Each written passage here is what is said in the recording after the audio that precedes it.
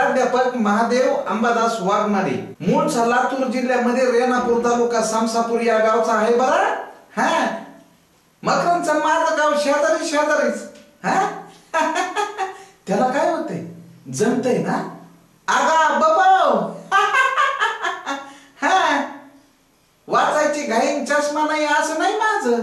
हा, तुमचं कसं का असं ना, पण मी सांगतो, तरण्या झाल्या भरण्या आणि म्हाताऱ्या झाल्या हरण्या असं तर बिलकुल नाहीये. देणं ना घेणं फोकटचं कंदी लावून येणं तर असं चालतच नाही. त्याला काय होतंय अहो. हा, साधा सरळ ग्रामीण भागातला माणूस आहे, पण नातं मातीशी आहे माझं. हा जनाट. तर एक दिवशी काय होतं, तात्या माझा मित्र माझ्याकडे येतो आणि लय कंटाळून गेलेला असतो. त्याला म्हणलं का रे, लयच कुच माझ्याकडे दिसायला लागलास, काय झालंय. अरे तो म्हणला काय झालंय सांगता येईन, सनी होणं अवघड जागचं दुखणं होऊन बसलंय बाबा. अरे काय बोलतीन तर. हा, अरे तेच घरी गेलं की बायकोची पिरपिर पिरपिर पिरपिर, कंटाळा आलाय बाबा जगायचा.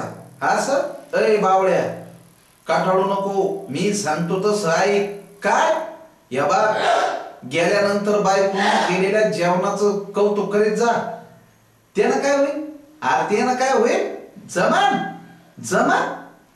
तात्या मित्र गेला माझा घरी आणि बायको पण म्हणली हे असं एकूच मला दिसायला लागले. ते जेवायला दिलं, पहिला घास तोंडात टाकला, जनाट.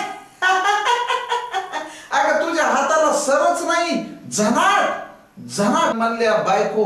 सनाट किचन मध्ये गेली, येताना लाटणं धोपाटणं बेलणं ओलातनं घेऊन आली, असा धुतली. आगा गा गा गा गा. तात्या 8 दिवस कोमात.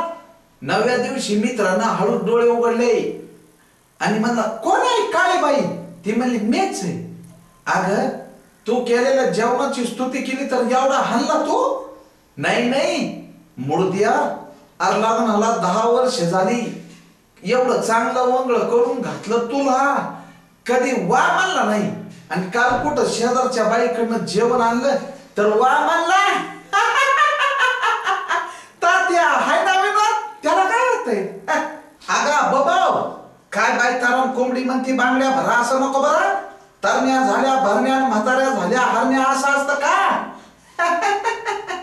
अगा गा गा गा गा गा जनार. तर मित्र हो, मी तुमच्या भेटीसाठी आलोय, ज्युनियर मकरंद अनासपुरे बरं. त्याला काय होतंय, जमतंय ना. वाचायची घाईन चष्मा नाही असं बिलकुल जमणार नाही. तर एक दिवशी माझा मित्र घरी जातो आणि घरी गेल्यानंतर बायकोला म्हणतो अगा ऐकलीस का. बायको म्हणते काय वा. या बा मला कविता फार आवडायला लागली बरं. हा, मला कविता फार आवडायला लागली.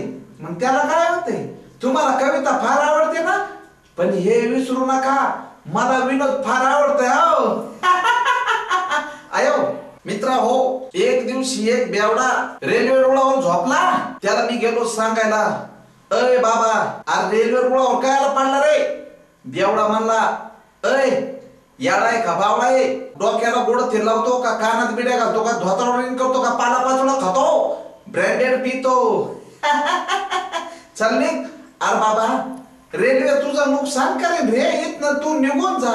अय आताच माझ्या अंगावर नाही विमान गेलं, माझं काय झालं का, रेल्वे काय बिघडणार आहे. एक साठीतलं जोडपं असतं. रातच्या 12 वाजता मेसेज येतो मोबाईलवर. त्या म्हातारा पटकन उठत आणि मोबाईल पाहतो. आरतीच्या मायला ब्युटीफुल. तो म्हातारीकडे जातो. अय म्हातारे, अगं ह्या वयामध्ये तुला काय थेर सुचायला लागले ग. 60 वर्ष वय झालं, तुला ब्युटीफुलचा मेसेज कोणी पाठवला. म्हातारी टाणकन जागी झाली.